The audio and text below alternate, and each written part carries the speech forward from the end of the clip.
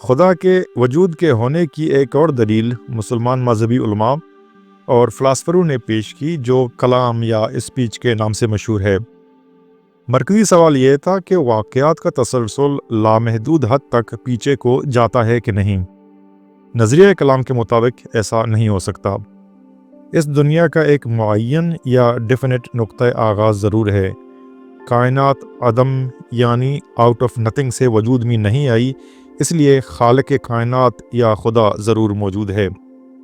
لیکن مشکل یہ تھی کہ یہ ثابت کرنے کے لیے کون سی دلیل پیش کی جائے کہ واقعات کا سلسلہ ماضی میں لامحدود حد تک نہیں لے جایا جا سکتا۔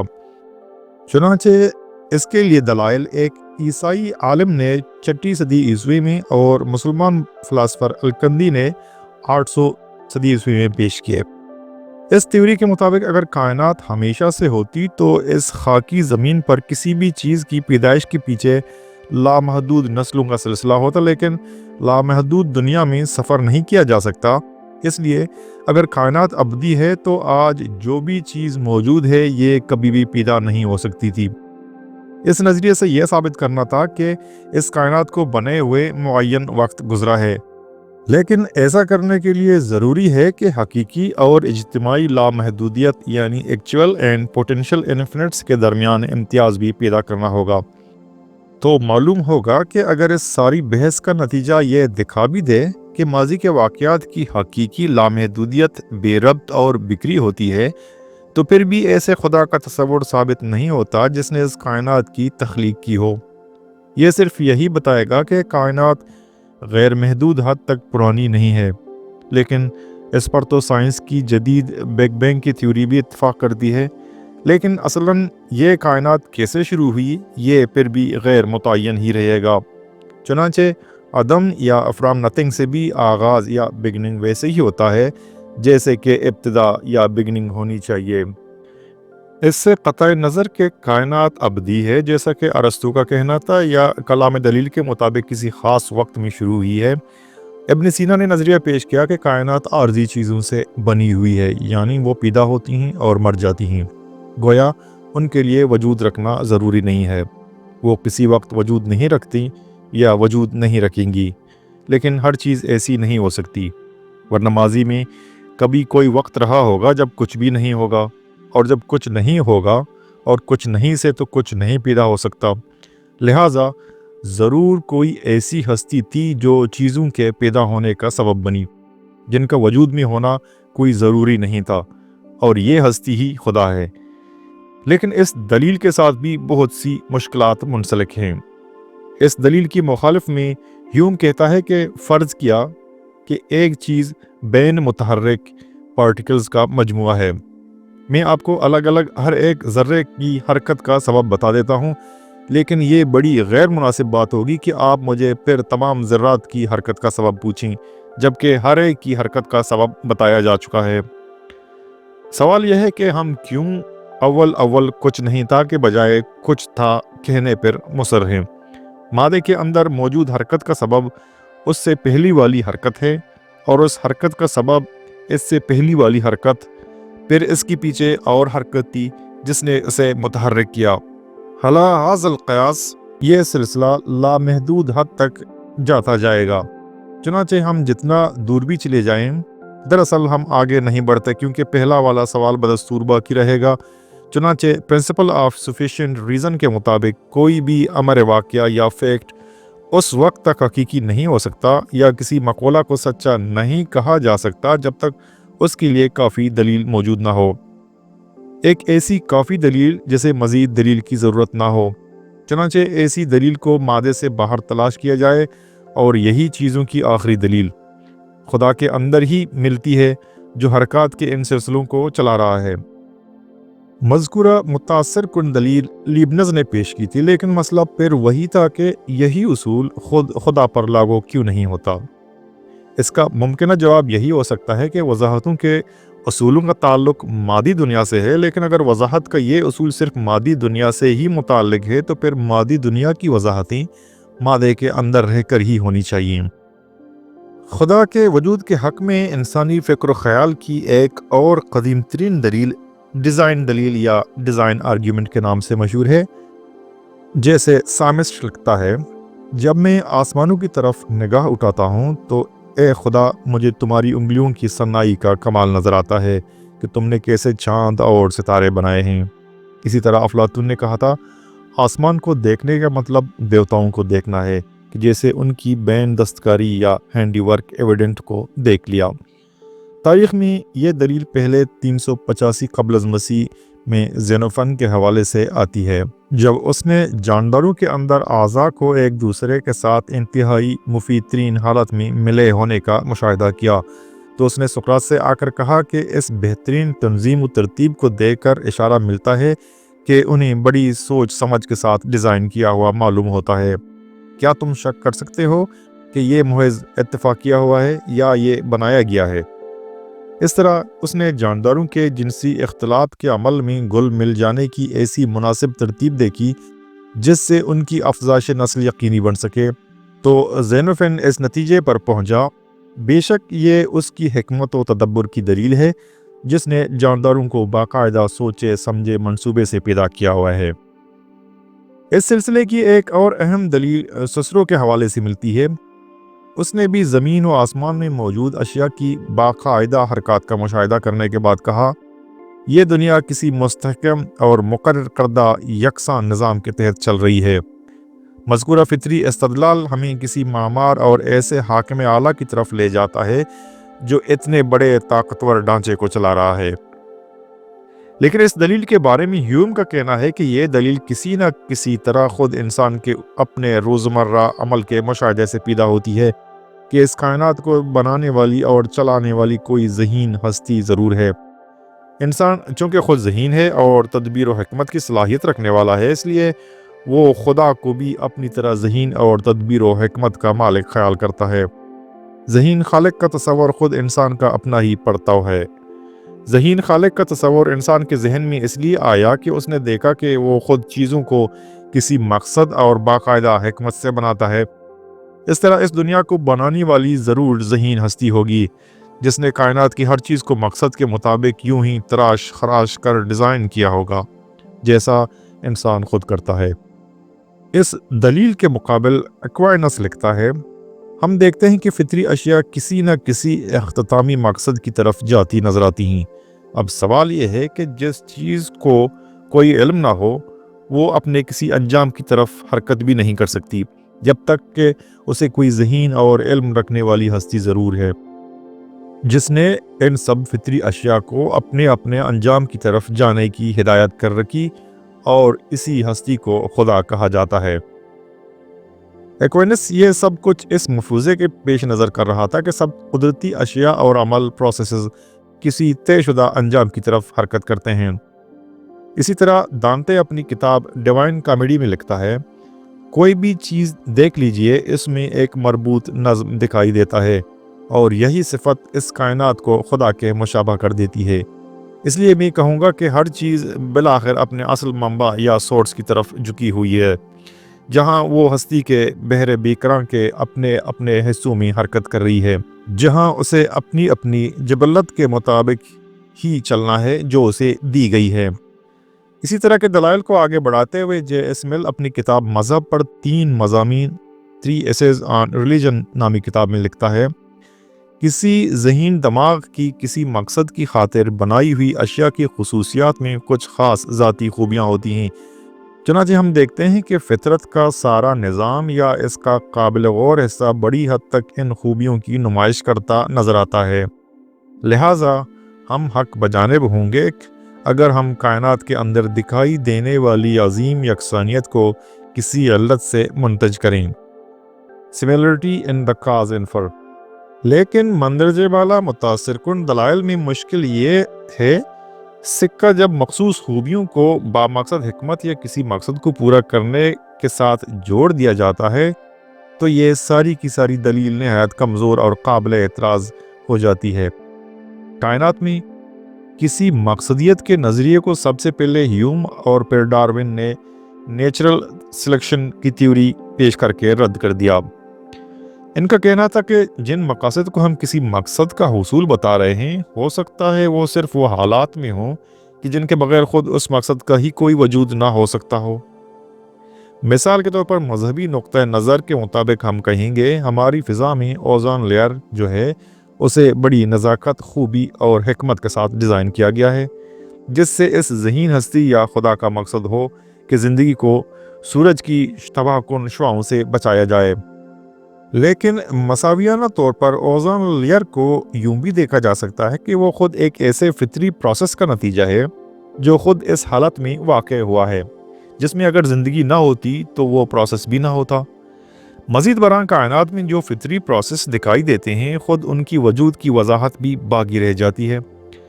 दूसरे इंसानी जहानत जो मशीन बनाती हैं वो मादी और फितरी क़वानीन या फ़िज़िकल लॉज़ के मुताबिक होते हैं।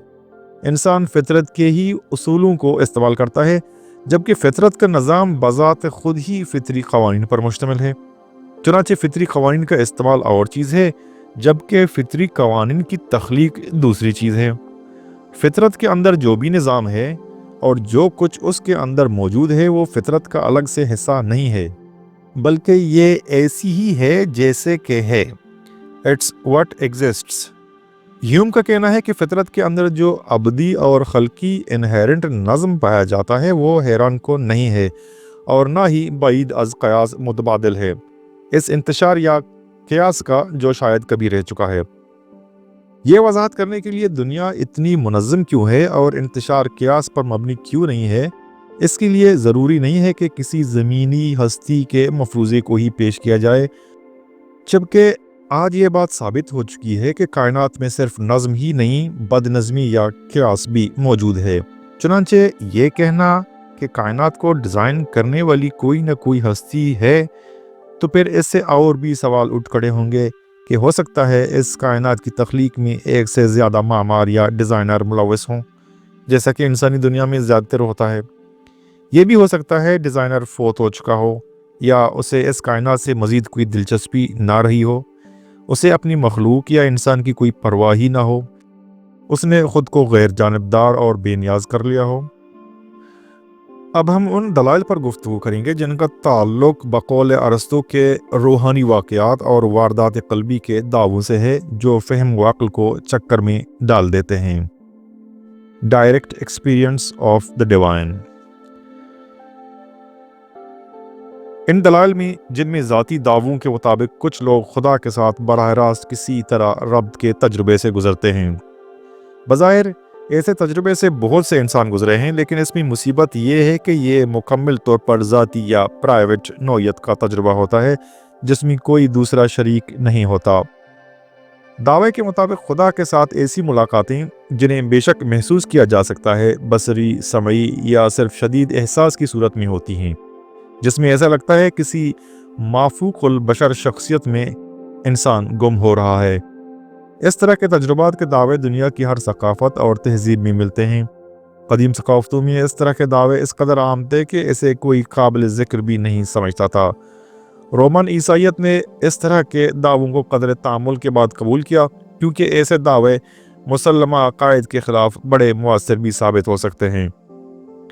दौर अक़ल या द एज ऑफ रीज़न के दौरान इस तरह के शख्सी और ज़ाती नौयत के दावों को बड़े ही शक से देखा गया, लेकिन जब ह्यूम और कांट ने इस तरह मजहबी दावों को खूब नुकसान पहुंचाया और तमाम मजहबी अकायद को अक़ल की कसौटी के साथ मशरूत किया, तो काबरीन मज़ाहिब ने ख़ास तौर पर प्रोटेस्टेंट में ये रुझान बढ़ गया कि वो इस तरह के तजुर्बों को खुदा के वजूद के सबूत के तौर पर पेश करें।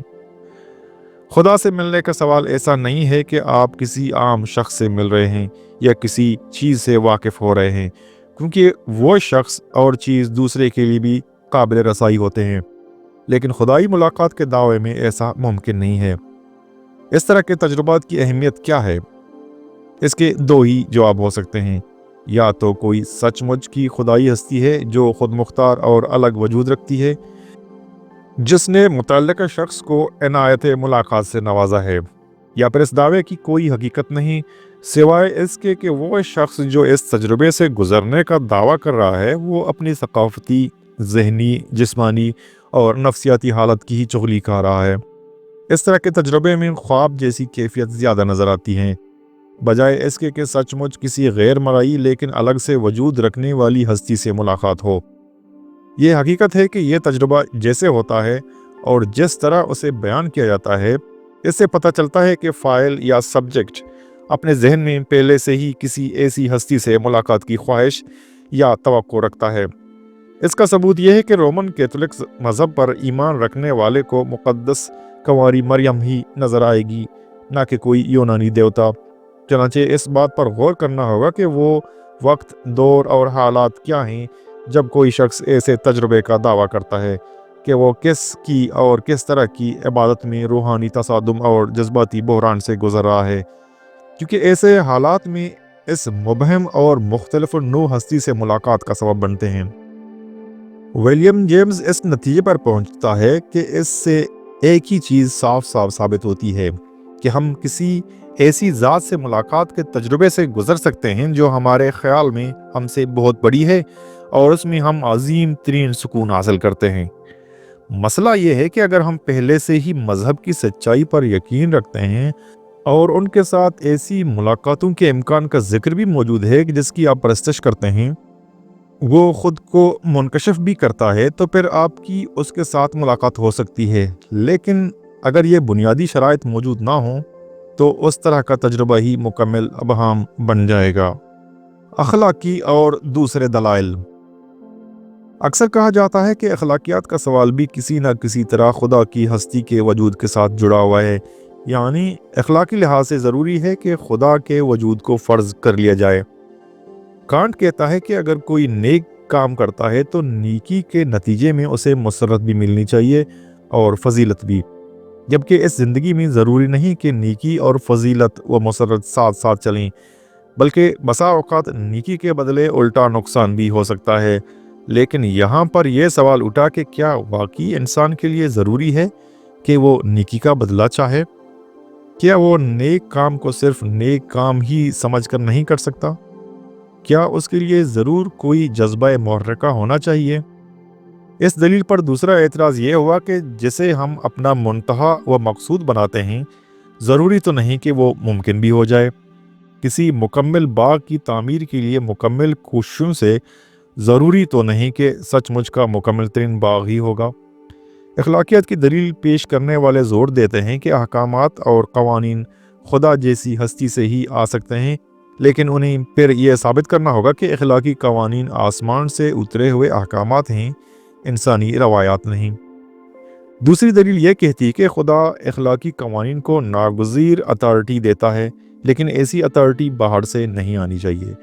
अथॉरिटी तो लोगों की अक्सरियत के इत्तफाक करने से है कि फ़िलां कानून पर ज़रूर चलना है, ख्वाह उसकी कोई भी वजह हो। इस सिलसिले की एक और दलील ज़मीर की आवाज़ से मंसूब है। यह दलील जोसेफ टेलर ने पेश की। उसका कहना था कि इंसान के अंदर कोई ऐसी ताकतवर, ज़हीन, खारजी और हर आन निगरानी करने वाली हस्ती है जिसको हम महसूस करते हैं, और ज़मीर की यही आवाज़ खुदा के होने की दलील है।